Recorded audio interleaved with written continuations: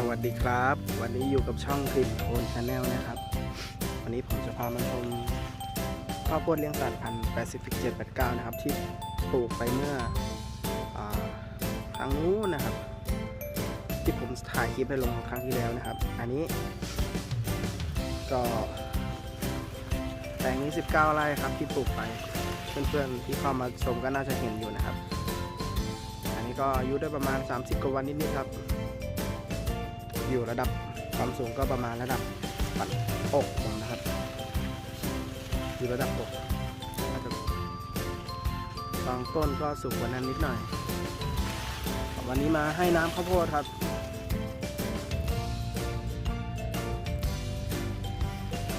วิธีการให้น้ำโดยวิธีการสูบน้ำราดนะครับ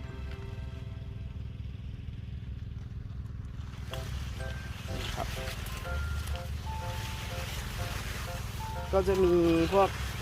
หนอนบ้างครับก็ธรรมชาติของข้าวโพดครับย่อมมีหนอนแมลงมารบกวน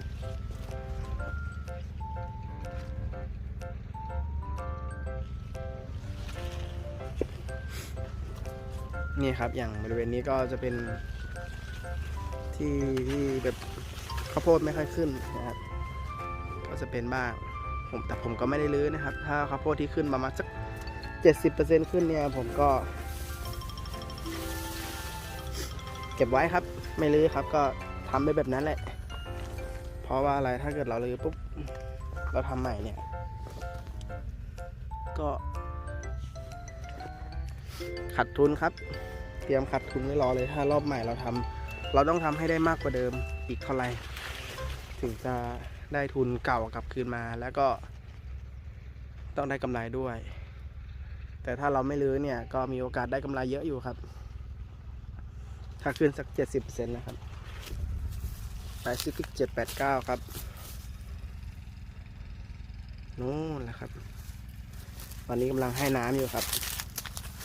สูบลาดเลยครับข้าวโพดต้นสูงขนาดนี้แล้วก็แต่ว่าพื้นที่ต้องสามารถระบายน้ำออกภายในสัก2 วันนะครับไม่เกินนี้สูบลาดแล้วก็ต้องระบายน้ำออกให้เร็วที่สุดทางที่ดีอย่าให้แช่ขังไว้เลยดีกว่าของผมสูบลาดแล้วก็ตกเย็นก็ปล่อยออกหมดเลยครับไล่ทีละบิ้งครับของผมก็โอเคอยู่ครับฤดูนี้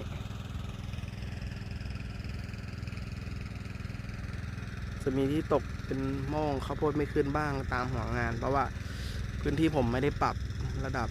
ว่าจะปรับแต่ก็ไม่ได้ปรับสักที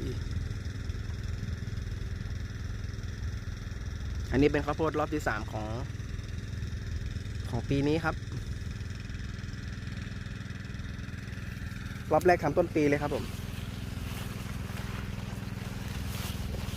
ช่วงต้นปีแล้วก็